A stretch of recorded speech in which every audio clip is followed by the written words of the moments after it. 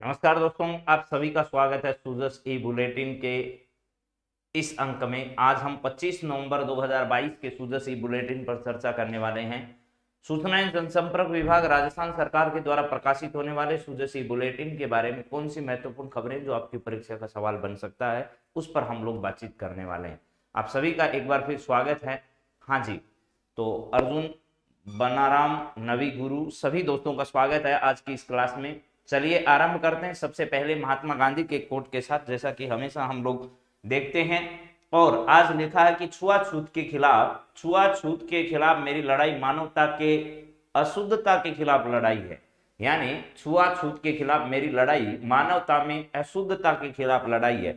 यानी ऐसा कहना है किसका भैया, ये महात्मा गांधी का कहना कि छुआछूत इस दुनिया में सबसे बड़ी भयंकर बीमारी है और जिसके खिलाफ मानव को ही खड़ा होना होगा। क्योंकि अगर कोई छुआछूत करता है, इसका मतलब ये मानिएगा कि उसके अंदर जो है वह अशुद्धता प्रवेश कर गई है। तो आप सभी मित्रों को बहुत बहुत नमस्कार, राम राम, जय सिया राम। आप सब कैसे हैं जरा बताइएगा जी। नेहा, सोनी, चेतन भाई, गुरु नौहर, सभी दोस्तों को नमस्कार है। मोहनलाल, चलिए आरंभ करते हैं आज की बातचीत। आज की क्लास में कुछ महत्वपूर्ण बातचीत होने वाली है और बहुत अच्छे सवाल आज की क्लास से आपको मिलने वाले हैं। मुख्यमंत्री श्री अशोक गहलोत ने शिक्षकों के राज्य स्तरीय सम्मेलन में कहा, अभी हाल ही में जयपुर में मेरे दोस्तों शिक्षक सम्मान या शिक्षक स्तर का एक शिक्षक संघ का सम्मेलन हुआ। उस शिक्षक सम्मेलन में राजस्थान के मुख्यमंत्री ने बड़ी बातें कही। इनमें कहा, पदोन्नति में आरक्षण देने वाला एकमात्र राज्य है राजस्थान। तो यह लाइन भी आपकी परीक्षा का सवाल बन सकती है, क्योंकि न्यूज़पेपर से आपने बहुत सारे ऐसे सवाल देखे होंगे जो डायरेक्ट जो है वो सूजस ई बुलेटिन की जो हेडलाइन है वो सवाल बनकर आई है आपके वन पार वन रक्षक जैसी भर्ती परीक्षा में। और 90% सवाल सूजस ई बुलेटिन से पूछे गए हैं। आप पिछले 3-4 महीनों की सूजस ई बुलेटिन के सवाल देखोगे तो आपको अंदाजा हो जाएगा कि अभी वनपाल वन रक्षक भर्ती परीक्षा में यहां से 90% के आसपास सवाल पूछे गए हैं, और वो भी सीधे सीधे हेडलाइन से। तो आपको यहां ध्यान रखना है पदोन्नति, यानी पदोन्नति का मतलब आप सब समझते हैं भाई, उसमें आरक्षण देने वाला राजस्थान जो है वो देश का एकमात्र राज्य है, ऐसा मुख्यमंत्री ने कहा है। तो आपसे सीधा परीक्षक सवाल बना सकता है कि पदोन्नति में आरक्षण देने वाला राजस्थान जो है या फिर एकमात्र राज्य कौन सा है, तो आपको जवाब देना है कि वो भाई आपका राजस्थान है। अब जरा इसके बारे में क्या हुआ और क्या बातें इस कार्यक्रम में हुई, उस पर हम लोग चर्चा करते हैं। शिक्षकों की समाज में भूमिका सर्वाधिक अहम है, इस कार्यक्रम में कहा। डॉक्टर अंबेडकर महात्मा गांधी का संघर्ष प्रेरणादायी है, भारत के संविधान की दुनिया में एक अलग पहचान है, ये भी इन्होंने कहा। मुख्यमंत्री श्री अशोक गहलोत ने कहा, पदोन्नति में आरक्षण देने वाला राजस्थान एकमात्र राज्य है। विभिन्न कठिनाइयों का सामना करते हुए लंबी कानूनी लड़ाई लड़कर राजस्थान सरकार ने पदोन्नति में आरक्षण जारी रखा है, ताकि वंचित तबके के कार्मिकों को पदोन्नति होने के अवसर मिले और वे समाज की मुख्य धारा से जुड़ सके। राजस्थान शिक्षक संघ अंबेडकर जो है, अलग अलग शिक्षक संघ है, कहीं युवा शिक्षक संघ है, कहीं पर इसके अलावा मेरे दोस्तों राजस्थान में शिक्षकों के कई संगठन बने हुए हैं। उन संगठनों में से एक संगठन है जिसका नाम है राजस्थान शिक्षक संघ अंबेडकर। राज्य स्तरीय शैक्षिक सम्मेलन को संबोधित कर रहे थे। उन्होंने कहा कि शिक्षा के बिना जीवन अंधकार में है और शिक्षित बनो, संगठित रहो, संघर्ष करो। ये नारा किसने दिया? ऐसा अंबेडकर ने भी समाज को नारा दिया था। ऐसा हमारे मुख्यमंत्री जी ने कहा है कि शिक्षित बनो, संगठित रहो और संघर्ष करो। महात्मा गांधी और डॉक्टर अंबेडकर के जीवन संघर्षों से समाज को प्रेरणा मिलती है, ऐसा उन्होंने इस वक्त कहा। और अब आपको यहां से परीक्षा में क्या सवाल पूछा जा सकता है? हालांकि मुख्यमंत्री ने अपने जो अलग अलग सरकार के द्वारा की जा रही योजनाएं जो है, इंदिरा रसोई योजना हो, राजस्थान मॉडल स्टेट बनने की ओर अग्रसर हो, चाहे अन्य कोई राजीव गांधी ग्रामीण ओलंपिक की बात हो, ये सब बातें इन्होंने इस अवसर पर वापस दोहराई है। अनिवार्य FIR से आम जन को सुगमता। गहलोत ने कहा कि राज्य सरकार एक पारदर्शी और जवाबदेह प्रशासन देने के लिए प्रतिबद्ध है। इस दिशा में उठाए गए कदमों से प्रदेश व्यवस्था बेहतर हुई है। प्रदेश में अनिवार्य FIR का प्रावधान किया गया ताकि आम जन सुगमता से कानूनी सेवाएं ले सके। इससे प्रदेशवासियों का कानून व्यवस्था में विश्वास दृढ़ हुआ है और आपराधिक तत्वों में कानून का भय जो है वो क्या हुआ है? व्याप्त हुआ है। तो देखिए यहां से एक ही सवाल बन सकता है बस, और कोई सवाल यहां बनने लायक नहीं है। यही कि पदोन्नति में आरक्षण देने वाला एकमात्र राज्य कौन सा है, तो वो राजस्थान है। इतना आपको जवाब देना है। चलिए इसके बाद में बात करते हैं अगले सवाल पर। नेक्स्ट सवाल आपके सामने क्या है जरा देखिएगा। अगला सवाल जो है वो बड़ा महत्वपूर्ण है, यहां पर है राज्य मंत्रिमंडल का निर्णय। अगली परीक्षाओं में आपसे निश्चित तौर पर यह हेडलाइन पूछी जाएगी मेरे दोस्तों। यहां लिखा है राज्य मंत्रिमंडल का महत्वपूर्ण निर्णय क्या है। राजस्थान ग्रामीण पर्यटन नीति जो है अब राजस्थान में लागू होगी, इसके लिए अनुमोदन जो है वो कर दिया गया है। ध्यान रखना, पिछली परीक्षाओं में ग्रामीण या राजस्थान में फिल्म पर्यटन नीति जो वो घोषणा की गई थी और आपसे पूछा गया था इस पर सवाल।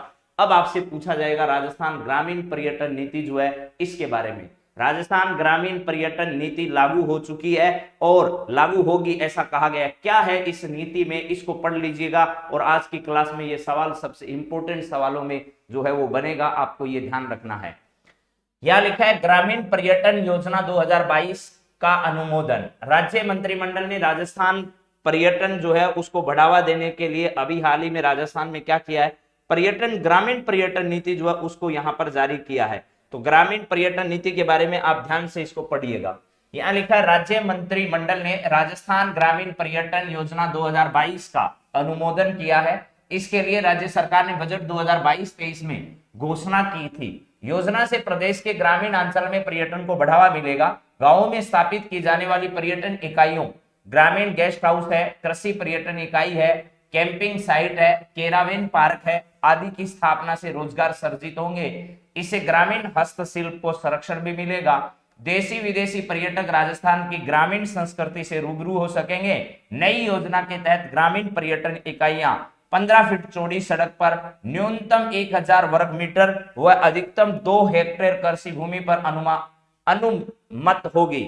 इन इकाइयों को भू उपयोग परिवर्तन एवं बिल्डिंग प्लान अनुमोदन की आवश्यकता नहीं होगी। योजना में इकाइयों की स्थापना व संचालन के लिए स्टाम्प ड्यूटी में 100% की सरकार छूट देने वाली है। यह भी इंपॉर्टेंट बात है, आपसे पूछा जा सकता है कि ग्रामीण पर्यटन को बढ़ावा देने के लिए अभी हाल ही में राजस्थान में कौन सी नीति लाई गई है। तो ग्रामीण पर्यटन योजना 2022 नाम से एक योजना जो है वो राजस्थान में लाई गई है। इसका पूरा नाम जो है वो राजस्थान ग्रामीण पर्यटन योजना 2022-23 है। इसकी घोषणा राजस्थान के बजट 2022-23 में की गई थी। इसका उद्देश्य ग्रामीण क्षेत्र में पर्यटन इकाइयों को क्या करना है, बढ़ावा देना है। इसके बाद में ध्यान रखना है कि न्यूनतम 1000 वर्ग मीटर जो है इस एरिया में आप लोग और अधिकतम 2 हेक्टेयर कृषि भूमि पर इस प्रकार की इकाइयां स्थापित की जा सकती है। राज्य सरकार है उस पर 100% स्टाम्प ड्यूटी जो है वो क्या करेगी, देगी। ये सब बातें आपके लिए वेरी वेरी इंपॉर्टेंट है। तो चलिए अब थोड़ी और आगे बात करते हैं। इसके बाद सर और कोई इंपॉर्टेंट बात है क्या आज की क्लास में? हाँ जी, कल आपको पता होगा राजस्थान में जो है वो मुख्यमंत्री की अध्यक्षता में मंत्रिमंडलीय स्तर की बैठक हुई और उस बैठक में जो फैसले लिए गए उनमें से आपकी परीक्षा का कौन कौन सा सवाल बन सकता है, जरा ये हम लोग बातचीत करते हैं। राजस्थान के बीकानेर में मिनी फूड पार्क स्थापित किया जाएगा। इसके लिए 57.01 बीघा भूमि का आवंटन किया जा चुका है। तो पहला सवाल आपका यही है कि यहां से पहला सवाल पूछा जाएगा, बीकानेर में मिनी फूड पार्क की स्थापना के लिए अभी हाल ही में अनुमोदन किया गया है। किस बैठक में? इस जो मंत्रिमंडल की बैठक हुई अभी हाल ही में मुख्यमंत्री की अध्यक्षता में, उसमें बीकानेर में मिनी फूड पार्क स्थापित किया जाएगा, इसका फैसला लिया गया है। इस पर भी सवाल आज की क्लास में आपको बनाकर दिया गया है। इसके बाद में दूसरा यहां पर फैसला लिया गया है, जो राजस्थान में बेघर उत्थान एवं पुनर्वास नीति 2022 का अनुमोदन किया गया है। इस नीति में 50 वर्ग फीट प्रति व्यक्ति न्यूनतम जगह के साथ छत उपलब्ध कराने, महिलाओं, मानसिक रूप से विक्षिप्त एवं बीमारी जैसे विशेष श्रेणी के लोगों को समुचित निजता व सुरक्षा उपलब्ध करवाए जाने संबंधी प्रावधान इसमें है। जो बेघर लोग हैं उनको घर उपलब्ध कराने की राजस्थान सरकार की ये पहल है। इसमें बेघर व्यक्तियों के लिए शेल्टर्स गृह का संचालन करने सहित विभिन्न प्रावधान है। इससे बेघरों को शिक्षा, कौशल एवं रोजगार उपलब्ध करवाकर सशक्त बनाया जाएगा। यानी जिनको घर उपलब्ध नहीं है उनको घर भी उपलब्ध कराया जाएगा, उसके साथ साथ शिक्षा, कौशल एवं रोजगार उपलब्ध करवाकर सशक्त बनाए जाने का काम भी इसके अंतर्गत किया जाएगा। ये भी फैसला जो है वो राजस्थान बेघर उत्थान पुनर्वास नीति 2022 का इसमें लिया गया है। इसके बाद और कोई फैसला भी हुआ है क्या कल? जी हाँ, हुआ है ना। कर्मचारी चयन बोर्ड जो आपका पेपर बनाता है, जिसने अपने खतरनाक पेपर से राजस्थान में एक अलग पहचान बनाई है, उसके अध्यक्ष जो हैं और सदस्य जो हैं उनका प्रति माह का वेतन कितना है इसका भी अंदाजा लगा लीजिए। कर्मचारी चयन बोर्ड के अध्यक्ष और सदस्यों के वेतन को बढ़ाया गया है मेरे दोस्तों। अब अध्यक्ष का वेतन जो है वो 2,04,000 रुपए होगा और सदस्य का वेतन 1,90,000 रुपए, 1,90,400 रुपए इनका वेतन होगा। ये प्रति माह का वेतन है, ये भी ध्यान रख लीजिएगा। यानी राजस्थान अधीनस्थ बोर्ड का जो अध्यक्ष है उसको 1 महीने काम करते ही कितने रुपए मिलेंगे, तो उसको 2,04,000 रुपए मिलेंगे। ठीक उसी प्रकार सदस्य को काम करते ही कितने रुपए मिलेंगे, तो उसको 1,90,400 रुपए उसके सदस्यों को मिलेंगे। ये ध्यान रखना है। पहले कितने मिलते थे सर? पहले इनको मिलते थे, यानी वर्तमान में मिल रहे हैं 1,92,750 रुपए, अब ये 2,04,000 कर दिए गए हैं। और पहले मिलते थे सदस्य को 1,79,900 रुपए, उसको बढ़ाकर 1,94,400 रुपए कर दिए गए हैं। तो ये आपको ध्यान रखना है भैया, समझ गए मेरी बात? तो इन सभी बातों को ध्यान में रखते हुए कितना वेतन बढ़ा गया, एक का 2,04,000 रुपए कर दिया गया है। और इसके अलावा मेरे दोस्तों एक को 1,90,400 रुपए प्रति माह दिए जाते हैं, जिनको पहले 1,92,750 रुपए दिए जाते थे, और एक को 1,79,900 रुपए प्रदान किए जाते थे। अंदाजा लगाइए अब इन लोगों की इतनी तनख्वाह है, तो सोचिएगा जरा। हाँ, इसके बाद में ये वेतन बढ़ाए जाने का सरकार ने जो है वो यहाँ निर्धारित कर दिया है। बोर्ड अध्यक्ष और सदस्यों ने यह वेतन प्राकृतिक न्याय के सिद्धांत के अनुसार उचित नहीं मानकर इसे बढ़ाने का आग्रह किया था, आग्रह करते ही हो गया काम। इसके बाद में राजस्थान वानिकी व जैव विविधता विकास समिति के गठन को स्वीकृति दी गई है। राजस्थान में आपको पता है कि जीका के सहयोग से, जापान की एक कंपनी है जीका, उसके सहयोग से राजस्थान में वानिकी के सारे काम किए जाते हैं। तो राजस्थान में वानिकी और जैव विविधता के विकास के लिए एक समिति का गठन किए जाने की भी बात राजस्थान सरकार में ऐसा कहा गया है कि राजस्थान में वानिकी और जैव विविधता जो है उसके विकास के लिए एक समिति का क्या किया जाएगा, गठन किया जाएगा।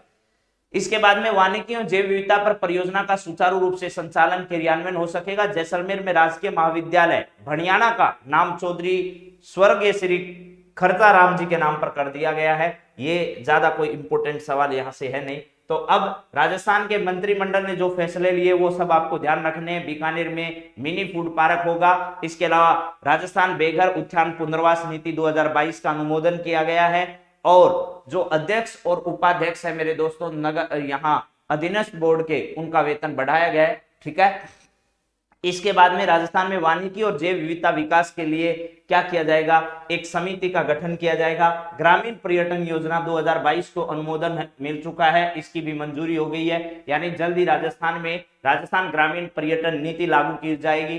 राजकीय सेवा नियमों में संशोधन से पदोन्नति के अवसर बढ़ेंगे, ऐसा भी कहा गया है। राजस्थान पर्यटन को बढ़ावा देने के लिए राजस्थान सिविल सेवा सैनिकों का आमेलन नियम में संशोधन राजस्थान में किया गया है। ये कई काम राजस्थान में अभी जो फैसले हुए हैं उसके बारे में है। पूर्व सैनिकों की भर्तियों में श्रेणीवार आरक्षण मिलेगा, इसका भी निर्णय कल की बैठक में लिया गया है। चलिए, इसके बाद में अगली हम लोग बातचीत जो कर रहे हैं ये नियमों के संदर्भ में फिर बात करेंगे अपन।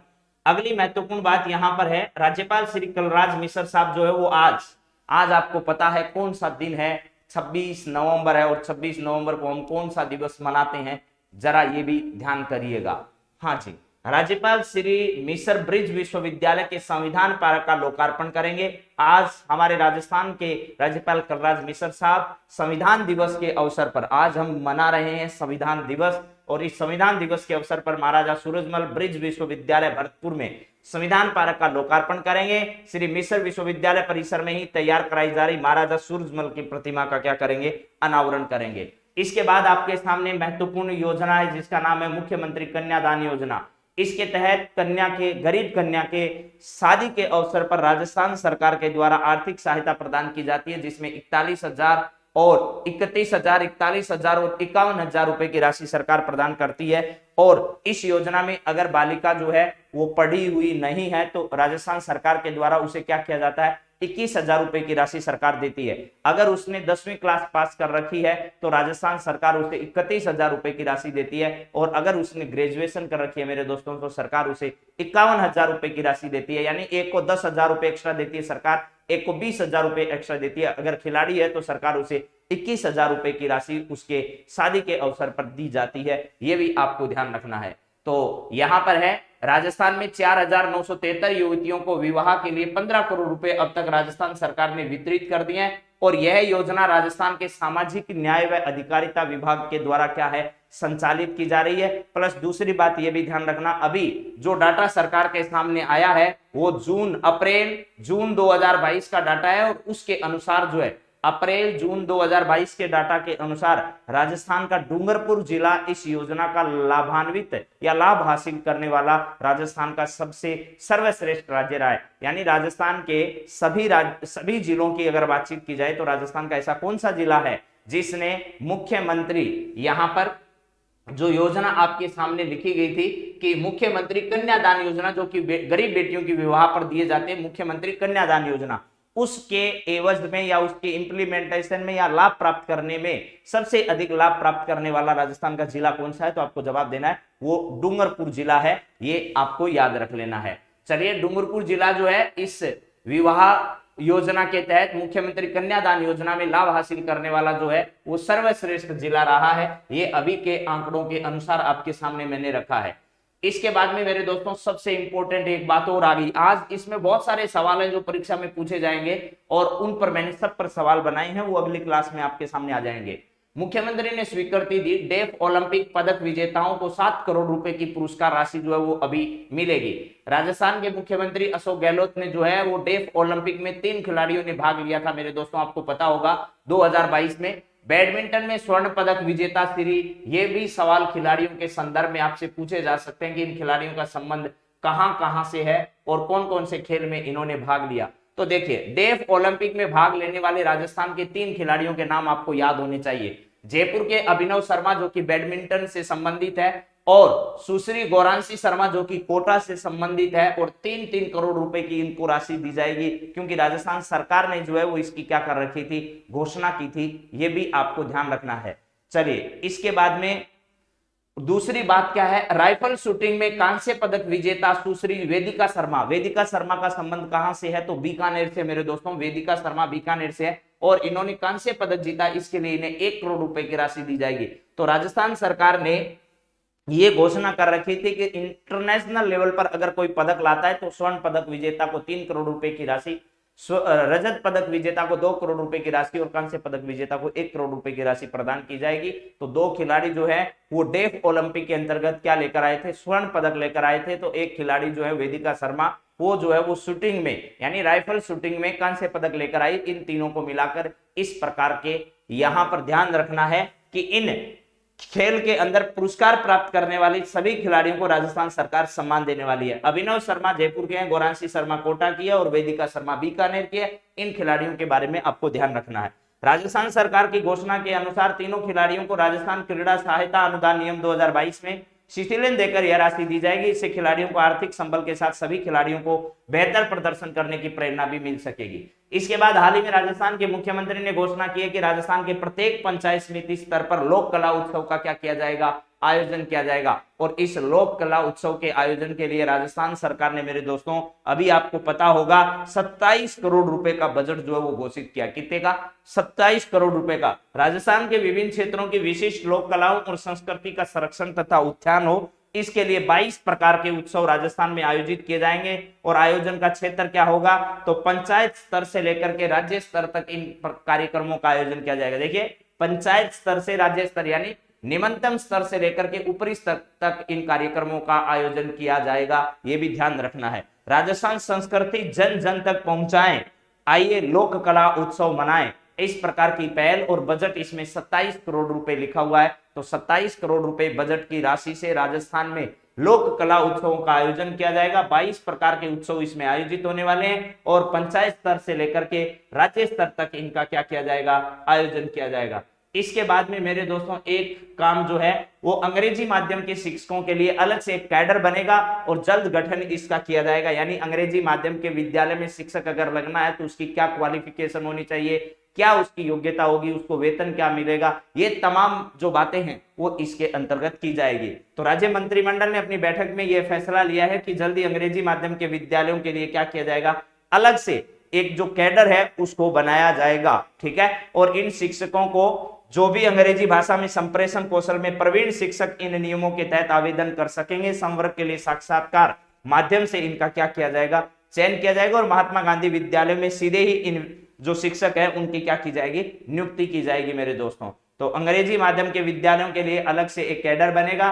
बीच में मैंने एक बात जो यहाँ पर छोड़ दी है वो है शिक्षा मंत्री 55वीं राज्य स्तरीय विज्ञान गणित और पर्यावरण प्रदर्शनी जो है इसका आयोजन अभी हाल ही में किया गया और इसका समापन समारोह बीकानेर के एक विद्यालय में जो है वो आयोजित हुआ। डॉक्टर बीडी कल्ला जी इसके समापन समारोह में पधारे और उदयपुर की जो हमारी संस्था है मेरे दोस्तों उसके नेतृत्व में इसका क्या किया गया था, आयोजन किया गया था। तो यहाँ पर श्री करणी उच्च माध्यमिक विद्यालय देशनोक में राजस्थानी संकाय जो है वो शुरू करने की भी घोषणा की गई और यहीं पर इस कार्यक्रम का क्या किया गया, आयोजन किया गया। करणी राजकीय उच्च माध्यमिक विद्यालय देशनोक में 4 दिवसीय 55वीं राज्य स्तरीय विज्ञान गणित और पर्यावरण प्रदर्शनी का जो है वो समापन यहाँ पर किया गया था। चलिए इसके बाद में आपको बात समझ में आ गई होगी कि अभी हाल ही में राजस्थान में जो है विज्ञान राज्य स्तरीय विज्ञान गणित पर्यावरण प्रदर्शनी जो है इसका आयोजन कहां पर किया गया, तो इसका आयोजन किया गया मेरे दोस्तों बीकानेर के अंदर। और इस समय जो है वो बीडी कल्ला ने विभिन्न बच्चों को पुरस्कृत किया जिन्होंने इस प्रतियोगिता में भाग लिया। 804 विद्यार्थी और शिक्षकों ने कुल मिलाकर 357 मॉडल इस प्रतियोगिता के अंदर क्या किए थे, तैयार किए थे। चलिए दोस्तों इसमें बहुत सारी बातें आज इस क्लास में मैंने रखी और प्रत्येक से सवाल बनने की संभावना है। तो आप लोगों के सामने मैं एक बार और रिपीट कर देता हूं कौन कौन से सवाल बन सकते हैं। पहला सवाल यानी पदोन्नति में आरक्षण देने वाला देश का एकमात्र राज्य राजस्थान है। उसके बाद में ये 100% सवाल आएगा, आज ही कह रहा हूं, इसका स्क्रीनशॉट रख लेना चाहिए और मैं जो बोल रहा हूं इसका रिकॉर्ड भी रख लेना। राजस्थान में ग्रामीण पर्यटन नीति लागू की जाएगी। राजस्थान में ग्रामीण क्षेत्र में पर्यटन को बढ़ावा देने के लिए राजस्थान सरकार ने इस प्रकार की घोषणा की है, ये ध्यान रखना। और इस प्रकार की इकाई स्थापित करने के लिए राजस्थान सरकार स्टाम्प ड्यूटी में 100% छूट देने वाली है और इनमें क्या क्या लिखा है सब मैंने पढ़कर सुना दिया है। बीकानेर में मिनी फूड पार्क की स्थापना की जाएगी और अधीनस्थ बोर्ड के जो अध्यक्ष और सदस्य उनका वेतन बढ़ा दिया गया है। राजस्थान में बेघर उत्थान पुनर्वास नीति 2022 जो है उसका अनुमोदन कर दिया गया है। इसके बाद आपसे सवाल पूछा जा सकता है यहाँ पर मेरे दोस्तों, डूंगरपुर जिला जो है वो मुख्यमंत्री कन्यादान योजना में सर्वश्रेष्ठ जिला घोषित किया गया है। राज्यपाल कलराज मिश्र जो है वो ब्रिज विश्वविद्यालय भरतपुर में आज जो है वो संविधान पार्क का लोकार्पण करेंगे। 55वीं राज्य स्तरीय विज्ञान गणित पर्यावरण प्रदर्शनी का आयोजन कहाँ हुआ, तो ये बीकानेर में हुआ। डेफ ओलंपिक के खिलाड़ियों को कितनी राशि पुरस्कार स्वरूप दी जाएगी और अंग्रेजी माध्यम के विद्यालयों के लिए अलग से कैडर का गठन किया जाएगा। इसके साथ ही राजस्थान लोक कला उत्सव का आयोजन जो है वो किस स्तर से किस स्तर तक किया जाएगा और इसके लिए राजस्थान सरकार ने अभी हाल ही में कितने बजट की घोषणा की है, ये तमाम सवाल हैं जो आपको परीक्षाओं में देखने को मिलेंगे। तो इसी जानकारी के साथ आप सभी का बहुत बहुत धन्यवाद। जी मुकेश छिंपा दुर्गाचारण, तो आप सभी का बहुत बहुत धन्यवाद। अगली क्लास में थोड़ी देर बाद आप लोगों से मिलते हैं, इससे कैसे सवाल बनेंगे और आपको कैसे उनको याद करना है उन सभी बातों को जानकारी में लेते हुए आप सभी के साथ फिर मुलाकात करते हैं। थैंक यू, राम राम, धन्यवाद।